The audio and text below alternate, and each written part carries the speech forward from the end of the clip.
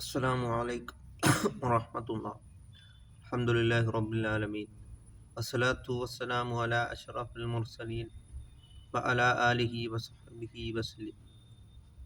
ഒരു മനുഷ്യനെ ഖബറിലേക്ക് വെച്ച് കഴിഞ്ഞാൽ റസൂൽ കരീം സല്ലല്ലാഹു അലൈഹി വസല്ലമ തങ്ങളുടെ ഫോട്ടോ കാണിച്ചിട്ട് ഈ മനുഷ്യനോട് ചോദിക്കും, ഇതാരാണ് എന്ന്.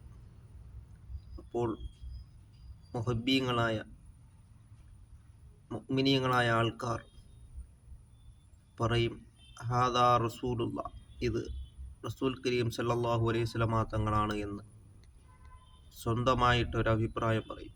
അതേസമയം അല്ലാത്ത ആൾക്കാർ, മുഹിബ്ബീങ്ങളല്ലാത്തതായ ആൾക്കാർ, അവർ പറയും, ഇദ്ദേഹത്തെ ഞങ്ങൾക്കറിയാം, പക്ഷേ സ്വന്തമെന്ന് അവർക്ക് പറയുവാൻ കഴിയുകയില്ല.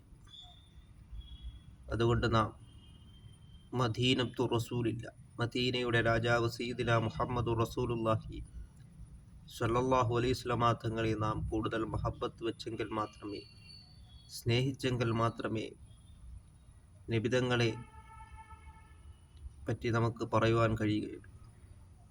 നമ്മുടെ റസൂലാണെന്ന് ഉറക്കെ അടിവരയിട്ടുകൊണ്ട് പറയുവാൻ കഴിയുകയുള്ളൂ.